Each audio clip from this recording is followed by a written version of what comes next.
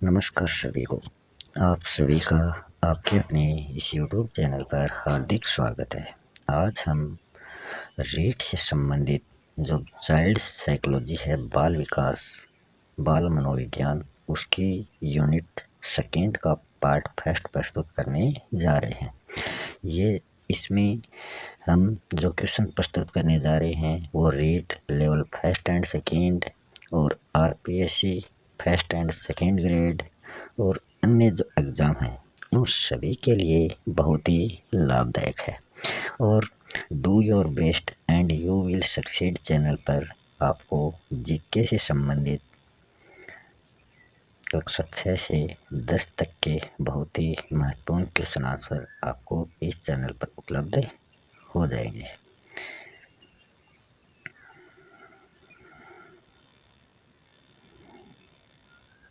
पहला क्वेश्चन है, व्यक्तिगत विभिन्नता को प्रभावित करने वाला कारक नहीं है। कि व्यक्तिगत विभिन्नता को कौन सा कारक प्रभावित नहीं करता? वंशानुक्रम व वातावरण, आयु व बुद्धि, लिंग व संस्कृति, या सभी सही है।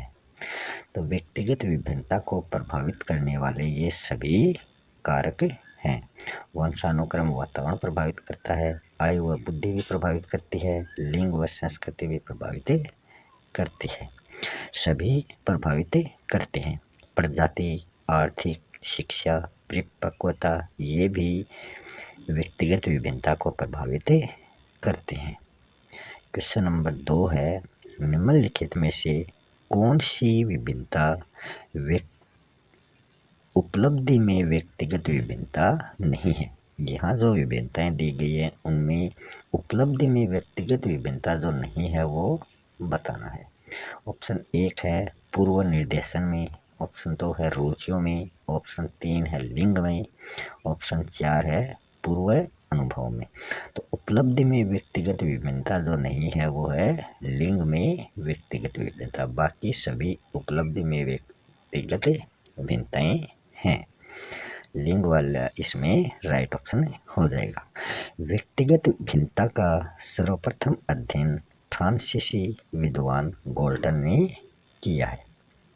क्वेश्चन नंबर 3 है, मान लो आपको व्यक्तिगत विभिन्नता के आधार पर शिक्षा देने के लिए कहा जाए तो आप क्या करेंगे? कोई आपको ये कहे कि आपको व्यक्तिगत विभिन्नता के आधार पर शिक्षा प्रदान करनी है तो आप क्या करोगे?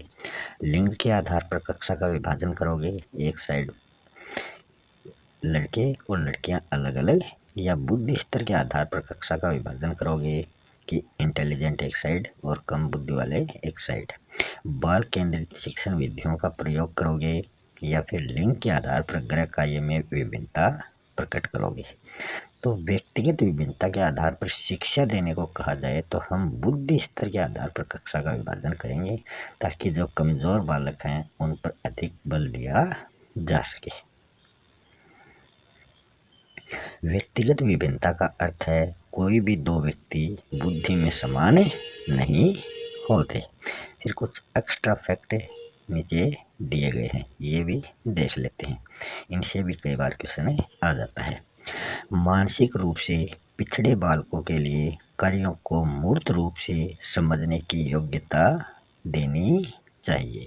कि जो पिछड़े बालक हैं उनको मूर्त रूप से समझने की योग्यता देनी चाहिए। प्रतिभाशाली बालक की अरुचि उसे लापरवाह बना देती है, उसमें उतावलापन भी अधिक होता है। कि जो ज़्यादा बुद्धिमान होता है उसमें ये बात प्रकट होती है। पिछड़े बालकों में समायोजन का अभाव पाया जाता है कि वो किसी के साथ समायोजन स्थापित नहीं कर पाते। सामान्य पाठ्यक्रम से लाभ उठाने में वो असमर्थ होते हैं। पिछड़े बालकों को पढ़ाने के लिए सर्वदृश्य सामग्रियों का प्रयोग करना चाहिए। सामान्य मानसिक रूप से दुर्बल व्यक्ति की बौद्धिक क्षमता 8 से 11 वर्ष के बच्चे के समान होती है। स्वप्न के प्रतिरूप एडलर ने चेतन मन, फ्रायड ने अचेतन मन और जुंग ने चेतन, अर्धचेतन और अचेतन, इन तीनों को स्वप्न के प्रतिरूप माना है। पृथक्करण जो है ये साथियों द्वारा परेशान करने पर अपना स्थान बदलना ही पृथक्करण कहलाता है। क्वेश्चन नंबर 4 है, एक शिक्षक किसी समूह में समुदाय आधारित व्यक्तिगत विभिन्नताओं को समझ सकता है। बुद्धि के आधार पर, आँखों के आधार पर, भाषा एवं अभिव्यक्ति के आधार पर या फिर कार्य के आधार पर। तो एक शिक्षक जो है समूह में समुदाय आधारित व्यक्तिगत विभिन्नताओं को भाषा एवं अभिव्यक्ति के आधार पर समझ सकता है। इसी आधार पर वह उसकी जाति व क्षेत्र का पता लगा सकता है। नेक्स्ट है, व्यक्तिगत विभिन्नताओं से संबंधित सत्य कथन कौन सा है। यहाँ व्यक्तिगत विभिन्नताओं से संबंधित कथन दिए गए हैं, उनमें से जो सही है वो ढूंढना है। व्यक्तिगत विभिन्नता वंशानुक्रम के अनुसार होती है। इसके वक्र खींचकर दिखाने पर यह एक ही दिशा की ओर झुक जाता है। सभी बालकों में कुछ भी समानता नहीं होती। यदि छात्रों का बुद्धि स्तर समान है तब भी उपलब्धि में विभिन्नता हो सकती है। तो इसका जो सत्य कथन है वो ऑप्शन 4 है। यदि छात्रों का बुद्धि स्तर समान है तब भी उनकी उपलब्धि में विभिन्नता आती है। व्यक्तिगत भिन्नता मात्रात्मक व संख्यात्मक होती है, ये जेम्स ड्रीवर ने कहा है। क्वेश्चन नंबर 6 है, सीमा प्रत्येक पाठ को जल्दी सीख लेती है जबकि लीना उसी पाठ को सीखने में ज़्यादा समय लेती है। ये वाक्य क्या दर्शाता है कि एक तो पाठ को जल्दी सीखती है और एक पाठ को सीखने में ज़्यादा समय लेती है। तो ये अंतर संबंध दर्शाता है या व्यक्तिगत भिन्नता दर्शाता है या निरंतरता दर्शाता है या विशिष्ट से सामान्य को दर्शाता है। ये जो क्वेश्चन है इसका राइट ऑप्शन हो जाएगा ऑप्शन नंबर 2। ये व्यक्तिगत विभिन्नता को दर्शाता है क्योंकि एक सीखने में अधिक तेज है और एक की बुद्धि कम है। इसे बौद्धिक भिन्नता भी कहा जाता है। नेक्स्ट क्वेश्चन है, विशिष्ट बालकों के अंतर्गत कौन सा बालक आता है। कि जो स्पेशल चाइल्ड होते हैं उनमें कौन से होते हैं, पिछड़े बालक, प्रतिभाशाली बालक, मंदबुद्धि बालक या उपयुक्त सभी। तो स्पेशल चाइल्ड में ये सभी हो जाएंगे। जो पिछड़ा है वो भी स्पेशल है, प्रतिभाशाली है वो भी स्पेशल है और मंदबुद्धि वाला भी स्पेशल है। ऑप्शन 4 इसका राइट हो जाएगा। शारीरिक, मानसिक, सामाजिक और शैक्षिक ये भी पिछड़ेपन के प्रमुख कारण हैं।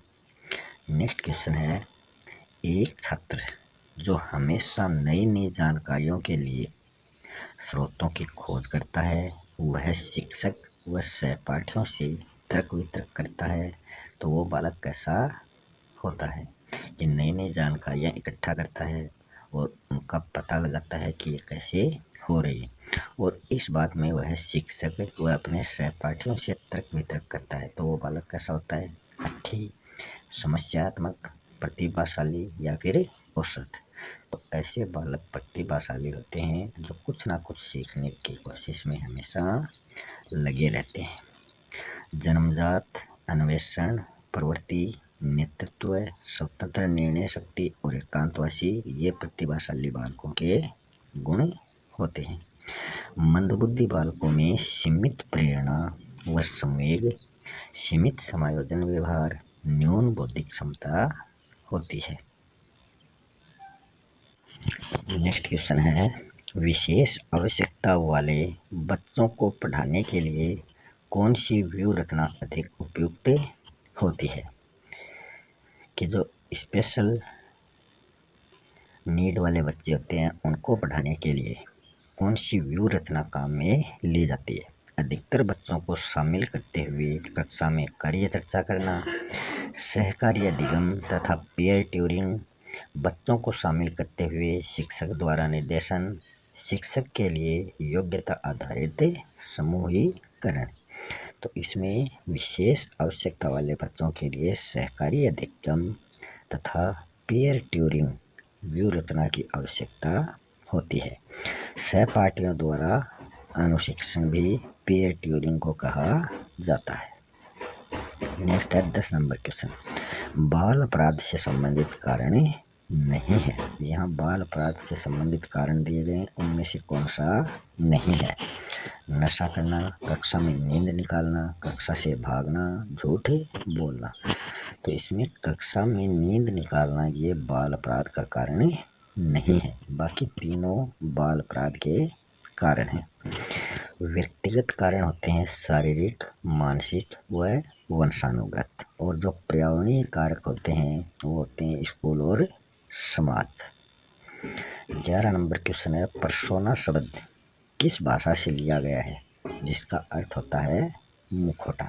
तो यहाँ पर्सोना शब्द है ये अंग्रेजी भाषा का है, और ये किस भाषा से लिया गया है? तो ये लैटिन भाषा से लिया गया है, जिसका अर्थ मुखौटा होता है। व्यक्तित्व के गुण अपेक्षाकृत स्थायी होते हैं, ना कि अस्थायी। नेक्स्ट परिभाषा दे रखी है, व्यक्तित्व किसी व्यक्ति के मनोशारीरिक तंत्र का वह गत्यात्मक संगठन है जो वातावरण के साथ उसके प्रभावी समायोजन को निर्धारित करता है। कि व्यक्तित्व जो है वो किसी व्यक्ति के मनोशारीरिक तंत्र का वह गत्यात्मक संगठन है जो वातावरण के साथ उसके प्रभावी समायोजन को निर्धारित करता है। ये परिभाषा देने वाले विचारक कौन है? बोरिंग, आलपोर्ट, आइजेंक या वैलेंटाइन? तो ये परिभाषा दी है आलपोर्ट महोदय ने। बोरिंग ने कहा है कि वातावरण के साथ सामान्य व स्थायी समायोजन, और आइजेंक ने कहा है व्यक्ति के चरित्र, ज्ञान शक्ति व शरीर का स्थायी संगठन। वैलेंटाइन ने माना है जन्मजात व अर्जित प्रवृत्तियों का योग। ये चारों ने क्या क्या कहा है वो यहाँ प्रकट किया गया है।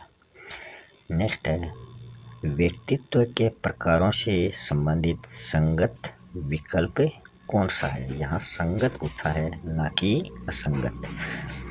सात्विक, इंद्रिय तुष्टि की इच्छा, भौतिकतावादी, दूसरों के प्रति ईर्ष्या। राजसिक, कर्तव्यनिष्ठा, अनुशासन, सत्यवादिता। तामसिक, क्रोध, घमंड, असहायता की भावना या उपयुक्त सभी है। तो यहाँ व्यक्तित्व के प्रकार दे रखे हैं। व्यक्तित्व के 3 प्रकार होते हैं, तामसिक, राजसिक और सात्विक। तो यहाँ संगत विकल्प जो है वो है 3rd। तामसिक व्यक्तित्व के तामसिक प्रकार में क्रोध, घमंड, असहायता की भावना, आलस आदि आते हैं, और सात्विक में आते हैं कर्तव्यनिष्ठा, अनुशासन, सत्यवादिता, और राजसिक में आते हैं इंद्रिय तुष्टि की इच्छा, भौतिकतावादी, दूसरों के प्रति ईर्ष्या।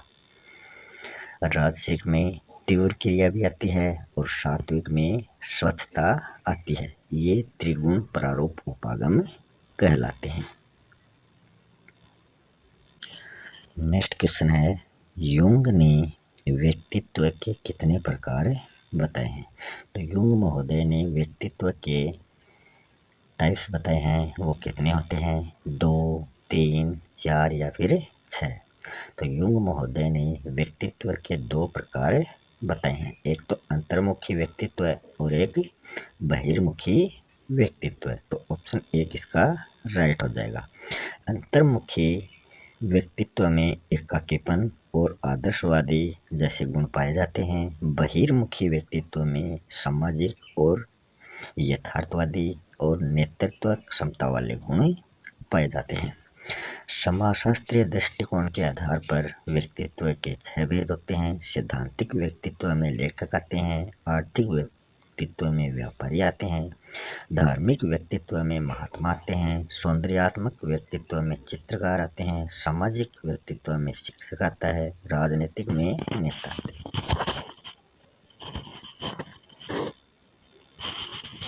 नेक्स्ट है 15 नंबर क्वेश्चन, व्यक्तित्व के टाइप ए और टाइप बी ये प्रकार किसने बताए हैं? तो यहाँ व्यक्तित्व के दो प्रकार बताए हैं, टाइप ए और टाइप बी। ये बताने वाले कौन हैं? फ्रीडमैन, रोजनमैन, क्रेसमर, शेल्डन या इनमें से कोई नहीं। तो व्यक्तित्व के टाइप ए और टाइप बी प्रकार बताए हैं फ्रीडमैन व रोजनमैन ने। टाइप ए में क्या क्या आता है? टाइप ए में धैर्य की कमी, उच्च अभिप्रेरणा और काम का बोझ आता है। और टाइप बी जो है ये टाइप ए के विपरीत होता है। इसमें धैर्य अधिक होता है, निम्न अभिप्रेरणा होती है और काम का कम बोझ होता है। शेल्डन ने व्यक्तित्व के 3 प्रकार बताए हैं, गोलाकृति जिसको एंडोमॉर्फी या एंडोमॉर्फी भी कहा जाता है। इसमें सामाजिक और मध्यम व्यवहार आता है। लंबाकृति को एक्टोमॉर्फी कहा जाता है। इसमें कुशाग्र बुद्धि व अंतर्मुखी व्यक्ति आते हैं। और तीसरा जो है आयताकार जिसको मेसोमॉर्फी कहा जाता है। इसमें ऊर्जावान और साहसी व्यक्ति आते हैं। क्रेसमैन ने व्यक्तित्व के 4 प्रकार बताए हैं, सुडोलकाय एथलीट से संबंधित, लंबकाय एस्थेनिक से संबंधित, गोलाकाय साइक्लोड से संबंधित और विशालकाय डिस्प्लास्टिक से संबंधित। व्यक्तित्व का जैविक कारक कौन सा नहीं है? तो यहाँ व्यक्तित्व का जैविक कारक जो नहीं है वो बताना है। अंतःस्रावी ग्रंथियाँ, शारीरिक संरचना, शारीरिक स्वास्थ्य, बाह्य वातावरण। तो इसमें ये 3 जो हैं ये तो जैविक कारक हैं व्यक्तित्व के। बाह्य कारण जो है वो व्यक्तित्व का जैविक कारक ना होकर बाह्य या पर्यावरणीय कारक है। शारीरिक विकास को नियंत्रित करना, नलिका विहीन ग्रंथियाँ जिनको स्त्राव हार्मोन कहलाते हैं, यह है अंतःस्रावी ग्रंथियाँ। जैविक कारक आनुवंशिकता एवं जैविक प्रक्रियाओं से संबंधित होते हैं, जबकि पर्यावरणीय कारक जो है वो वातावरण, समाज व संस्कृति से संबंधित होते हैं। नेक्स्ट है व्यक्तित्व के परीक्षण से संबंधित स्वप्रतिवेदक मापक नहीं है। तो इसमें स्वप्रतिवेदक मापक कौन सा नहीं है व्यक्तित्व परीक्षण से संबंधित? केटल का 16 व्यक्तित्व कारक प्रश्नावली, आइजेंक का 3 आयामी व्यक्तित्व प्रश्नावली, हाथवे मैकिन्ले का मिनेसोटा बहुपक्षीय व्यक्तित्व या फिर शब्द शास्त्रीय परीक्षण। तो स्वप्रतिवेदक मापक जो नहीं है वो है ऑप्शन 4 शब्द शास्त्रीय परीक्षण। बाकी तीनों स्वप्रतिवेदक मापक हैं व्यक्तित्व परीक्षण के। शब्द शास्त्रीय परीक्षण जो है ये प्रक्षेपी मापक है। केटल का 16 व्यक्तित्व कारक प्रश्नावली जो है इसको 16 PF भी कहा जाता है। 16 PF, P होता है पर्सनैलिटी व्यक्तित्व और F होता है फैक्टर। तो 16 PF का उपयोग उच्च विद्यालय स्तर व व्यावसायिक निर्देशन में किया जाता है। EPQ अंतर्मुखता, बहिर्मुखता और सांवेगिक स्थिरता का मूल्यांकन व तीसरा आयाम मनस्तापिता, आक्रामकता व अहम केंद्रित समस्याएं। ये हैं आइजेंक के 3 आयामी व्यक्तित्व प्रश्नावली। तो आइजेंक, E का आइजेंक, P का पर्सनैलिटी व्यक्तित्व और Q का क्वेश्चन प्रश्नावली। इसमें अंतर्मुखी, बहिर्मुखता, सांवेगिक स्थिरता, अस्थिरता इनका मूल्यांकन और तीसरा आयाम मनस्तापिता, आक्रामकता तथा अहम केंद्रित समस्याएं। फिर मिनेसोटा बहुपक्षीय व्यक्तित्व जो है जिसको MMPI कहा जाता है।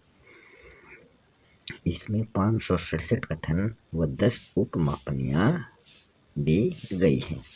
स्वप्रतिवेदन में स्वयं के व्यक्तित्व का मूल्यांकन किया जाता है, ना कि किसी दूसरे का। फिर कुछ एक्स्ट्रा फैक्ट जो हैं वो हैं, व्यक्तित्व किसी व्यक्ति के शारीरिक व मनोवैज्ञानिक गुणों का एक समुच्चय होता है। व्यक्तित्व को प्रभावित करने वाले पर्यावरणीय कारक हैं सामाजिक, सांस्कृतिक और आर्थिक। व्यक्तित्व व्यवहारात्मक विश्लेषण, आकलन, साक्षात्कार परीक्षण, स्थितिपरक परीक्षण होते हैं। रोजेनवेग का चित्रगत कुंठा परीक्षण प्रक्षेपी परीक्षण है।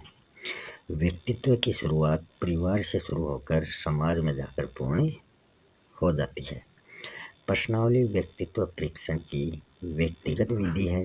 बालक के व्यक्तित्व को अनुदेशनात्मक अधिगम प्रभावित करता है। नेक्स्ट क्वेश्चन है, निम्नलिखित विकल्पों में से असंगत विकल्प कौन सा है? तो यहाँ आपको असंगत विकल्प बताना है। तो इसमें पहला ऑप्शन है स्याही धब्बा परीक्षण, मूडे से संबंधित है। कथानक संप्रत्यय परीक्षण मोर्कन से संबंधित है। चिल्ड्रन ए परसेप्शन परीक्षण बेलक से संबंधित है। वाक्य पूर्ति परीक्षण पाइने व टेंडलर से संबंधित है। तो इसमें जो असंगत विकल्प है, जो सही नहीं है, वो है स्याही धब्बा परीक्षण। ये मुर्रे से संबंधित नहीं है। इसके प्रतिपादक हैं हरमन रोसा। स्याही धब्बा परीक्षण IBT हरमन रोसा।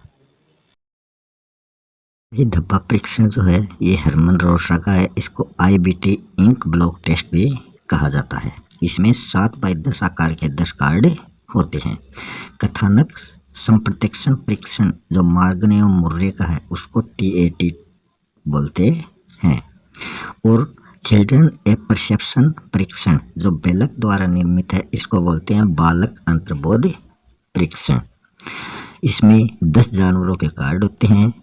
और जो चौथा है वाक्य पूर्ति परीक्षण, इसको बोलते हैं SCT। पाइने व टेंडलर द्वारा यह निर्मित है। इसमें दबी इच्छाओं का अध्ययन किया जाता है। नेक्स्ट है प्रासंगिक अंतर्बोध परीक्षण में कितने कार्ड होते हैं? तो प्रासंगिक अंतर्बोध परीक्षण में कार्ड होते हैं 31, 10, 30, 15। तो इस परीक्षण में कुल 31 कार्ड होते हैं, जिसमें से एक जो कार्ड होता है वो खाली होता है। 30 कार्ड जो है वो काले सफ़ेद रंग के होते हैं।